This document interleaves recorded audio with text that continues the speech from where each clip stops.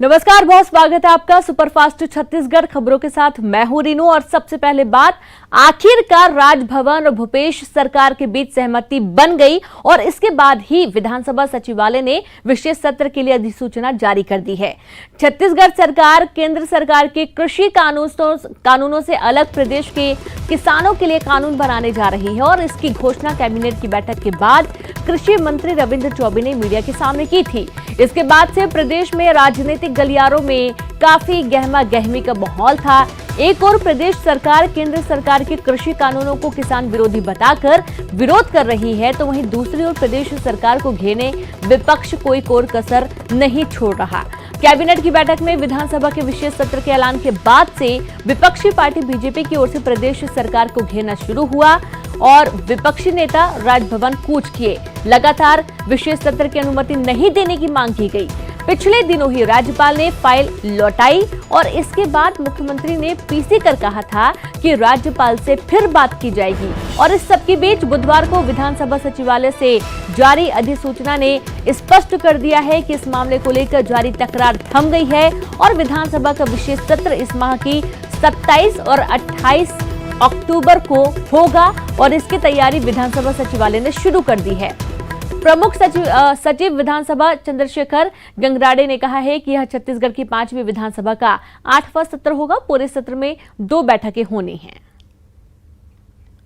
और ज्यादा जानकारी के साथ संवाददाता सुरेंद्र जुड़ गए हैं। सुरेंद्र, ये फाइनल हो गया है कि जो सत्र की मांग हो रही थी, जो सत्र की लाना चाह रही थी भूपेश बघेल सरकार, अब उसके लिए अधिसूचना जारी हो गई है। मतलब जो अनबन थी राजभवन के साथ वो बन चुकी है। देखिए, जिस तरह से आज जो संसदीय कार्य मंत्री हैं रविंद्र चौबे, वो आज राज्यपाल से मुलाकात की और मुलाकात करने के बाद उनके, हालांकि उन्होंने जिस तरह से बताया कि उनकी ये सौजन्य मुलाकात है, एक भेंट मुलाकात थी, लेकिन जिस तरह से जो बातें निकल के आ रही थी कि जो राजभवन और साथ ही जो मुख्यमंत्री के साथ में जो अनबन हो रही, राज्य सरकार के साथ में अनबन हो रही है, वो अब जिस तरह से उन्होंने खारिज किया है रविंद्र चौबे जो संसदीय कार्य मंत्री हैं, और जिस तरह से अब जो विशेष सत्र है विधानसभा का, वो दो बैठकें होंगी। इसमें जो राज्य सरकार ने जो किसानों के लिए जो नया कृषि बिल है केंद्र सरकार का, उसके अलावा जो नया जो अपना बिल है सरकार वो इसमें पेश करेगी। इसके साथ ही वो पास भी कराएगी अपना बिल किसानों के लिए। उसमें सबसे बड़ी बात ये है कि जिस तरह से पंजाब में हुआ है कि वहां पर एमएसपी के अगर ऊपर एमएसपी से अगर नीचे खरीदी वहां पर किसी प्रकार की जाएगी, जो वहां पर समर्थन मूल्य होगा अगर, तो उस पर सजा दी जाएगी, वहां पर दंड दिया जाएगा। उसी तरह से यहाँ पर सरकार ऐसा बिल पास करना चाहती है कि इसमें कई 4 संशोधन विधेयक भी लाएगी सरकार, जो अलग अलग जो श्रम के होंगे, साथ ही जो किसानों से संबंधित जो बिल होंगे वो इस जो 2 दिवसीय जो विशेष सत्र बुलाया गया है उसमें रखा जाएगा। उसको पास कराएगी सरकार। किसानों के लिए जो एमएसपी है, समर्थन मूल्य है, उसको निर्धारित करेगी। उसमें जो मंडी के संबंधित जो बिल है उनको ज्यादा प्राथमिकता दी जाएगी, क्योंकि मंडी संबंधित क्योंकि बिल राज्य सरकार के हाथ में होता है, तो उसको अगर पास सरकार करती है, उस बिल को उसमें जो संशोधन करके पास करेगी, तो वो किसानों के लिए जो निर्धारित की करेगी राज्य सरकार जो समर्थन मूल्य, उसमें सरकार उनका जो है जो उत्पाद है उसको खरीद सकेगी। तो चलिए, बहुत शुक्रिया आपका सुरेंद्र तमाम जानकारी के लिए। तो उत्पाद खरीद सकेगी और ये अच्छी बात है कि विधानसभा सचिवालय ने अधिसूचना जारी कर दी है। 27-28 अक्टूबर को सत्र बुलाया जाना है। और अंबिकापुर से खबर है, ट्रक और पुलिस वाहन में टक्कर हो गई और टक्कर से बौखलाए पुलिसकर्मी ने ट्रक ड्राइवर की जमकर पिटाई कर दी। पुलिस ने ट्रक ड्राइवर की पिटाई की, लात घूंसे और राइफल की बट से पीटा गया। राज्यसभा सांसद रामविचार नेताम के फॉलो वाहन में सवार थे पुलिसकर्मी। बलरामपुर जिला मुख्यालय के मुख्य मार्ग की यह पूरी घटना है। तो आप देखिए, टक्कर लगी और टक्कर के बाद जो ट्रक चालक था उसके साथ बर्बरता की गई, बेरहमी से उसे पीटा गया। ट्रक ड्राइवर की जमकर पिटाई की गई है, लात घूंसे, यहां तक कि जो बट है उससे भी मारा गया। अब आप यहां से अंदाजा लगा सकते हैं कि जब कैमरों के सामने अपने नेता के सामने इस तरीके से बर्बरता दिखाई जा रही है तो खुद के सामने क्या सुलूक होता होगा। और ज्यादा जानकारी के साथ संवाददाता अमितेश जुड़ गए। अमितेश, राज्यसभा सांसद रामविचार नेताम भी उस दौरान मौजूद थे। फॉलो वाहन में टक्कर लगी थी और ये जो हम तस्वीर देख पा रहे हैं वाकई में बहुत हैरान करने वाली है कि एक व्यक्ति को इतने सारे पुलिसकर्मी पीट रहे हैं। रेनू देखिए, मैं एक बात स्पष्ट कर दूं, ये पूरा मामला बलरामपुर जिला मुख्यालय का है और बलरामपुर जिला मुख्यालय के मुख्य मार्ग की ये घटना है। जब उनका फॉलो वाहन जो था वो वापस आ रहा था उनको सर्किट हाउस बलरामपुर पर छोड़कर, उसी वक्त सर्किट हाउस से कुछ ही दूरी पर ये फॉलो वाहन जो है ट्रक से टकरा गया। और उस वक्त जो नेता में राज्यसभा सांसद जो है वो सर्किट हाउस में थे, बलरामपुर के सर्किट हाउस में रुक गए थे। और फॉलो वाहन वापस लौट रहा था। उस दौरान ये ट्रक और उनके फॉलो वाहन में टक्कर हुई है और टक्कर होने के बाद पुलिसकर्मी इतने ज्यादा आक्रोशित हो गए कि ट्रक ड्राइवर को पहले तो लात घूंसों से पीटा, उसके बाद फिर जो राइफल की बट होती है उससे भी मारने का प्रयास किया। तो कुल मिलाकर ये लगभग 10 से 15 मिनट तक इस तरह की मारपीट की घटना चलती रही और लोग तमाशबीन बने रहे और बाकी पुलिसकर्मी भी उस पूरे घटनाक्रम का मजा लेते रहे। अमितेश, एक बात और है, क्या ट्रक चालक शराब के नशे में था, कोई नशा किया हुआ था, इस वजह से गुस्सा इतना ज्यादा फूट पड़ा? गलती किसकी थी इस टक्कर में? रेनू देखिए, ट्रक ड्राइवर तो अपनी तरफ से मतलब उनके सामने गिड़गिड़ा रहा था कि साहब मुझे छोड़ दीजिए, मेरी गलती नहीं है। हालांकि इस पूरे घटनाक्रम को जो देखा था प्रत्यक्षदर्शी, उनसे हमारी बात हुई तो उन्होंने कहा कि इसमें ट्रक ड्राइवर की भी गलती नहीं थी, क्योंकि फॉलो गाड़ी की रफ्तार काफी तेज थी और इस वजह से जो टक्कर हुई है वो रफ्तार की वजह से हुई है। और उसके बाद जब पिटाई हुई तो प्रत्यक्षदर्शी ने साफ तौर पर बताया कि ट्रक ड्राइवर लगातार गिड़गिड़ा रहा था कि साहब मेरी गलती नहीं है, मुझे छोड़ दो। लेकिन उसके बाद यानी कि ट्रक ड्राइवर की कोई गलती नहीं थी, फॉलो वाहन काफी तेज था और यही कारण है कि टक्कर हुई और टक्कर के बाद ट्रक ड्राइवर को पीटा गया। दंतेवाड़ा के सरपंच संघ की मांग पर अब सरकार बस्तर में 5 बड़े स्टील प्लांट लगाने की दिशा में काम करेगी और इस बात पर सहमति रायपुर में बनी। दरअसल मुख्यमंत्री भूपेश बघेल ने बस्तर अंचल के विकास को ध्यान में रखकर 4 से 5 स्टील प्लांट शुरू करने पर सहयोग की बात कही है। उनका मानना है कि इससे स्थानीय युवाओं को रोजगार के बेहतर अवसर मिल पाएंगे। सरपंच संघ के प्रतिनिधि मंडल ने सीएम से उनके निवास कार्यालय में मुलाकात कर क्षेत्र में उद्योग स्थापित करने के लिए ज्ञापन सौंपा। मुख्यमंत्री ने इस ज्ञापन को स्वीकार करते हुए कहा कि शहीद महेंद्र कर्मा की भी इच्छा थी कि दंतेवाड़ा सहित बस्तर अंचल में बड़े उद्योग लगे। उनके इच्छा अनुरूप ही बस्तर का विकास किया जाएगा। स्टील प्लांट खोलने के लिए राज्य सरकार की तरफ से आवश्यक पहल की जाएगी।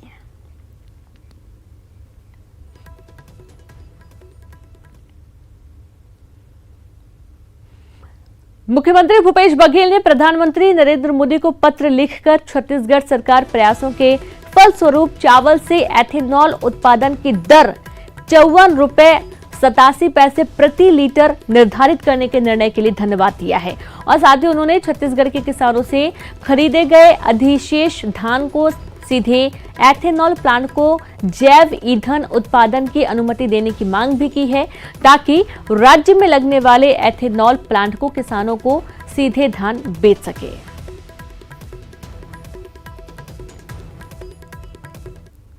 और चलिए अब बात करते हैं मरवाही के दंगल की।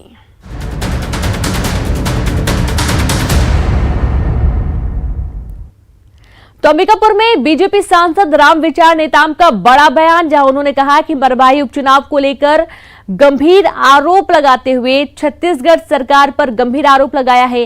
प्रशासनिक आतंकवाद फैलाने का आरोप लगाया है छत्तीसगढ़ सरकार पर। कहना है कि बीजेपी और जेसीसीजे के कार्यकर्ताओं को सरकार डरा रही है। तो अब मरवाही उपचुनाव को लेकर आरोप प्रत्यारोप शुरू हो रहे हैं और इस पर जेसीसीजे और बीजेपी को कांग्रेस सरकार डरा रही है का आरोप लगाया गया है। और नियमों का, कानूनों का जिस प्रकार से धज्जियां उड़ रहा है पूरे प्रदेश में, और उसका जीता जागता उदाहरण मरवाही क्षेत्र में देखने को मिलेगा। रोज कोई न कोई भाजपा के कार्यकर्ता को, जो कि कांग्रेस के कार्यकर्ता को दबाव पूर्वक और जबरिया कांग्रेस में शामिल किया जा रहा है। आदिवासियों को डराया धमकाया जा रहा है, लोगों को परेशान किया जा रहा है, लोगों को इस तरह से टॉर्चर किया जा रहा है, टेरर पैदा करके, कि मजबूरी में वो कांग्रेस ज्वाइन करके कांग्रेस का काम करे। मैं समझता हूं कि लोकतंत्र में ये सब कतई बर्दाश्त नहीं किया जा सकता। मरवाई उपचुनाव के अखाड़े से भले ही जोगी कांग्रेस के सभी प्रत्याशी चुनावी मैदान से बाहर हो गए हों, लेकिन अब जोगी कांग्रेस मरवाही विधानसभा क्षेत्र की जनता के पास जाकर न्याय यात्रा का अभियान चला रही है और न्याय मांग रही है। जोगी कांग्रेस की न्याय यात्रा मरवाई विधानसभा के सभी सेक्टर के साथ बूथ स्तर तक जाएगी और जोगी कांग्रेस विधायक रेणु जोगी ने इसकी कमान खुद संभाली है। वो जनता के बीच जाकर पूर्व मुख्यमंत्री अजीत जोगी की किताब दिखाकर और कांग्रेस पार्टी के खिलाफ मोर्चा खोल दिया है।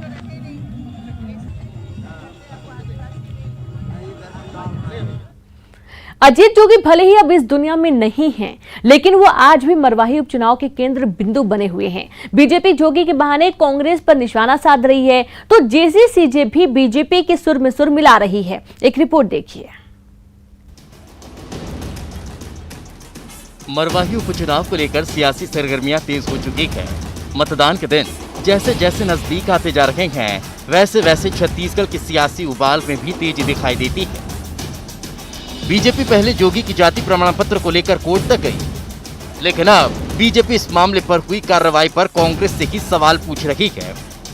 और आज मरवाही के चुनाव श्रीमती ऋचा जोगी और अमित जोगी का नामांकन इस आधार पर रद्द कर दिया गया, ये आदिवासी नहीं है। जब तक कांग्रेस में वो थे तब तक वो आदिवासी थे, और कांग्रेस से बाहर आने के बाद उनको आदिवासी नहीं मानना और चुनाव के दौरान उनका चुनाव का निरस्त करना, क्या ये भूपेश बघेल के भय को प्रदर्शित नहीं करता? और इस मामले में भारतीय जनता पार्टी का स्टैंड हमेशा क्लियर रहा है। जोगी कांग्रेस के सुप्रीमो अजीत जोगी के निधन के बाद अमित जोगी मोर्चे पर डटे हुए हैं, लेकिन उनकी जाति का मामला पीछा नहीं छोड़ रहा। पार्टी के नेता बीजेपी के सुर में सुर मिला रहे हैं। ये सवाल तो पूरी देश की जनता पूछ रही है।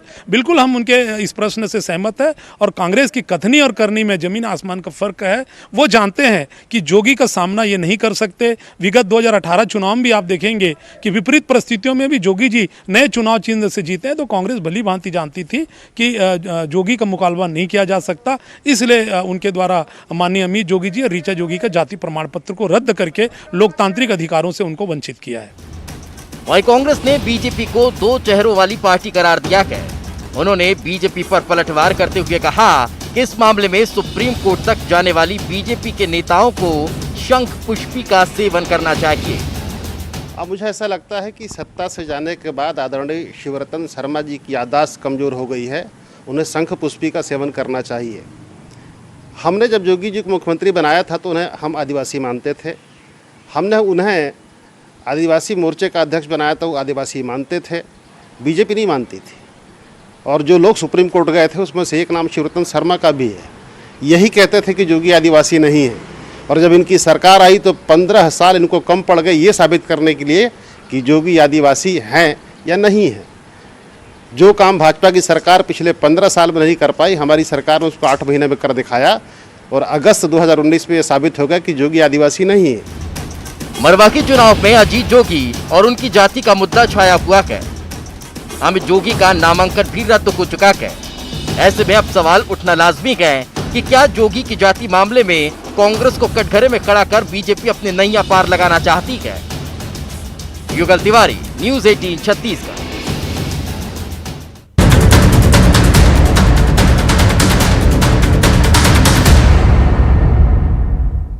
और वक्त एक ब्रेक का है, हम जल्द हाजिर होंगे। ब्रेक के बाद एक बार फिर से आप सभी का स्वागत है। खबर रायपुर से अभिनेता शाहरुख खान ने दिए पीपीई किट। छत्तीसगढ़ को 2000 पीपीई किट कोरोना से लड़ने के लिए एनजीओ की मदद की गई है। सीएम भूपेश बघेल ने जानकारी दी है। सीएम ने ट्वीट करके इस बात की जानकारी दी है, जहां शाहरुख खान ने मदद की है और एनजीओ को कोरोना से लड़ने के लिए पीपीई किट का वितरण किया गया है। तो शाहरुख खान ने 2000 पीपीई किट कोरोना से लड़ने के लिए एनजीओ को दिए हैं मदद के रूप में, और सीएम भूपेश बघेल ने इस बात की जानकारी दी है।